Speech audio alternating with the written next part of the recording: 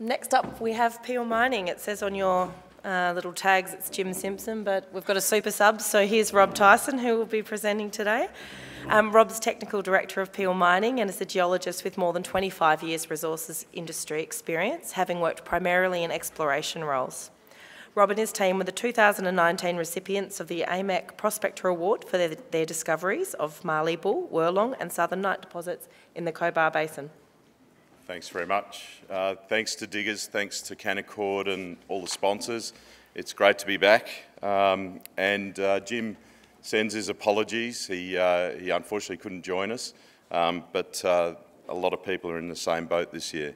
So Peel Mining, we've been in the Cobar Basin for around 12 years, and that's the story I'm presenting today. So we're a high-grade copper company, and we're underpinned by a copper-first strategy. We're focused on the Cobar Basin, which is one of the richest base metal regions of Australia. Over the last couple of years, we've consolidated our asset base. We've had two joint ventures, one we bought back, the other half that we didn't own on the Marley Bull deposit, and the other one we were luckily handed back without having to pay for it. Our land position in the Cobar Basin is very enviable. We've got around 3,000 square kilometres of tenure, 100% owned, no royalties on any of it, and we also own about 30,000 acres of Western lands lease underneath the two primary deposits of Marley Bull and Wirlong. Our focus is on copper, and Marley Bull and Wirlong certainly underpin that. With between them just over 9 million tonnes of high-grade copper mineralisation. We have excellent brownfields and greenfields potential, growth potential, and we're now focused on that growth potential with a copper focused drilling program at Wirlong. And our primary aim is to become a mining company with a 10-year sort of operation, I guess a reserve life to get going, focused on copper. So copper, look, a lot of people have spoken about all the metals that are required to decarbonise the world, and copper is the most critical without question. The forecasts of deficit basically commencing in around 25, 26 is in keeping with more or less the timing we see for our projects, which is fortunate. But without copper, none of the carbon reduction goals are going to be achievable, and the biggest risk is supply. It's obviously the demand side is looking very certain, but the supply side, you can see clearly from that graph from Trafigura that there's going to be a significant deficit, and we hope we're in the right place at the right time. So the company itself, we've been going for quite a while, 580 million shares on issue. We listed in 2007, so we're quite proud really of the fact that we've kept our capital quite tight, and we've been able to do that off the back of significant discoveries and the joint ventures I spoke of before. We're well funded. We've got around $20 million cash in the bank at the moment. We're well supported by major shareholders, Josh Pitt, Perth Capital. It says Hampton Hill and Associates, but I believe his last substantial shareholder notice said Perth Capital, so we have a slight typo there, but he's a very strong supporter of the company and the goals that we're setting about achieving. And directors certainly have a lot of skin in the game. We've all put our hand in our pocket over the journey to make sure the company's well funded to the best of our abilities, and we're very confident in the company's future. As Jim put it recently, Jim is the new CEO MD, and so we've done a bit of a switcheroo, in his words. I was previously the MD, but it's time to hand the baton to Jim to take the company towards mining. Notwithstanding the excellent exploration potential the company still has, Mark Oakerby's also joined us as chairman, and Mark obviously brings a wealth of experience and knowledge to the company that's going to be very useful over the times ahead. The Cobar Basin, it's a very rich metalliferous province, and certainly within Australia there's probably only one other district in my mind, or two, is obviously Mount Isa, which is a fantastic district, but of a similar nature, I'd probably think of Mount Reid Volcanics, west coast of Tasmania. And essentially, it's very similar to a VMS province.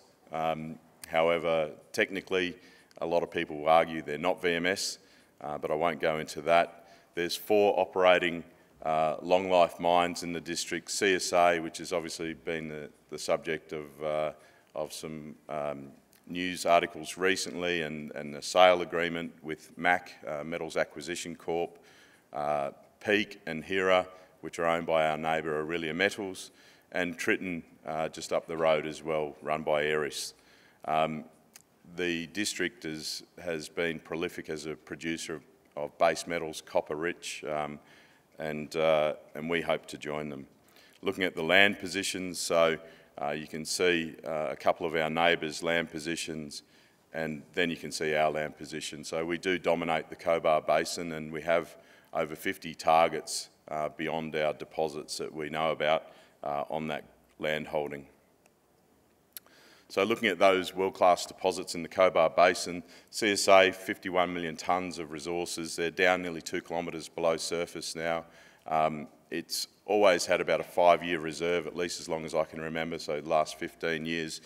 Currently around a 10-year mine life remaining, but it has been going for 59 years as a modern operation. Originally started back in 1860, I believe, or 1870. So it's an enduring mine. Endeavour ran for 37 years non-stop from around 1980 until it shut down. It's gone on care and maintenance as of around 2019, and it's a very large zinc, lead, silver resource. The Peak Mine Complex, gold rich, but they get everything. It's licorice all sorts, and again, over 30 years mining operation to date, and 7 years mine life to go. Tritton is a long life mine as well, and then Hera also. So when we look at our deposits and compare them to the copper deposits we have and compare them to the most likely analogue that we see in the basin, the CSA mine, our deposits we know stretch to at least 800 metres below surface, and CSA is down to 2 kilometres below surface. So we do feel that we're literally at the tip of the iceberg with these systems. We see exactly the same features in Wirlong and Mallee Bull that are attributable to also the CSA mine, the same structural settings, the same alteration, the same sorts of geochemistry, certainly the same age and similar rocks, very similar rocks. So as I mentioned, 3,200 square kilometres of land holding.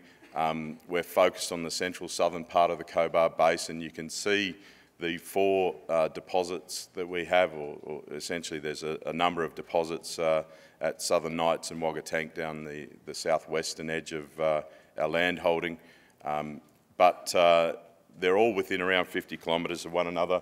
So conceptually, potentially a central milling facility in the future, but fed by multiple deposits. So, but importantly, lots of exploration targets to come. So the copper first strategy, it's a simpler concept, and certainly in looking at the potential demand side of the equation, it's something we want to pursue. Southern Knights is a high-grade zinc-lead deposit as well, and we want to also look at the options around that going forward. Mallee Bull contains around 6.8 million tonnes at about 2.5% copper. That was a 2017 resource. We have been drilling there over the last 18 months or so, so a resource update will be coming in the future, and there's significant potential for that resource to grow over time. As I mentioned, we own 20,000 acres of pastoral lease, which obviously secures our footprint, but it also potentially offers carbon and biodiversity offsets. Wirlong similarly, 2.5 million tonnes at 2.4% copper at this point in time. It's a large copper system that we're still unlocking, and the focus at the moment with 3 drill rigs is to grow that resource. And similarly to Mallee Bull, we look forward to updating the market with a resource in due course. The deposit is also sitting on 12,000 acres of Western Lands lease that we purchased, which again can help with the biodiversity and carbon offsets potential, but security of footprint number one. The metallurgy is excellent. It's a premium copper concentrate that we can produce from both of these deposits. Wirlong particularly, we can achieve greater than 95% recoveries to a 32% copper and concentrate, which if you talk to any of the metal traders is an absolute premium product. There's no or minimal deleterious elements, effectively none in Wirlong that we've seen to date. Mallee Bull's very, very similar. It's all chalcopyrite mineralisation, so very high quality concentrate out of Mallee Bull as well, and we expect that we should be able to achieve greater than 90% recoveries to a 30% copper concentrate. And again, there's no nasties in there. So highly sought after concentrate. Grade is king, particularly at times like this when the market's a little bit off. And Mallee Bull certainly has that in spades, and these are some of the drill intercepts we've reported over the last 12 months. And I challenge anyone else out there to say there's a better copper deposit in Australia than Mallee Bull's shaping up to be right now. Undeveloped, I'll qualify that a little bit, but it's been sensational. We've, during the infill drilling program, whenever we've drilled essentially between two high-grade intercepts, we've seen high-grade mineralisation returns. So very hopeful we'll achieve a very high level of indicated classified resource when we put out that resource estimate. And it does look a little bit like a chicken leg, or maybe one of the lamb chops I had last night, which were excellent, by the way. So congratulations to the caterers. I saw Vince Gareffa wandering around, which speaks to the quality of diggers and the way they like to do business, so it's excellent. But look, this is a very large anomaly at depth to the north of Mallee Bull. It sits underneath the axial plane of an antiform. We haven't got an explanation for this anomaly. We've tried a couple of times with some deep holes that you can only drill when money's more freely available, but we still don't know what's causing it. So we look forward to testing that in due course. But lots of potential down plunge along strike. Similarly with Wirlong, grade is king, again, part two. Very strong results from Wirlong over the last 18 months or so. There's a fault zone that is essentially filled with chalcopyrite breccia, and it returns some stellar intercepts, so shaping up really well. Wirlong is surrounded by a lot of mineralisation that currently hasn't made the existing resource, and I guess we see that as the potential going forward. So essentially all those numbers on the right hand side are not contained within our existing mineral resource. So we've been drilling around that to be able to bring those numbers into the next resource model, but we expect it to grow, and obviously the endowment is significantly larger than the current resource indicates. Our zinc and polymetallic deposits, so Mayday, which is a relatively small fish but certainly has the ingredients to become something much larger, and then Southern Nights and Wagga Tank, where we have around 5 million tonnes at about 7% zinc lead combined, plus a good lick of silver and gold and a little bit of copper. Excellent growth potential on these deposits. Wagga Tank Southern Nights is open in all directions, along strike and down plunge, down dip, and certainly we've seen evidence, this is more of a classical VMS in our view. We've seen strong evidence of perhaps a chimney, another vent, similar to what we've got at Southern Nights in this corridor zone, as we call it.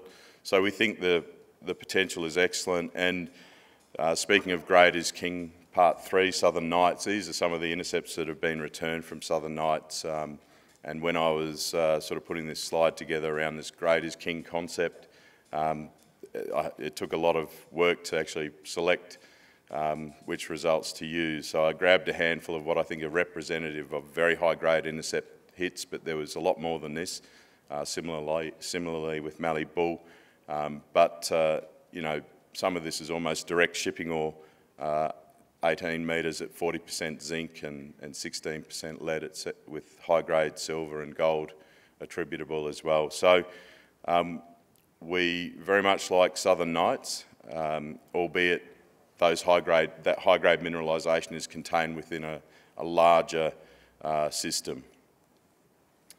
Mayday I touched on. We've only drilled to about 300 metres below surface at Mayday, so it is, it's shallow by COBAR'S standards.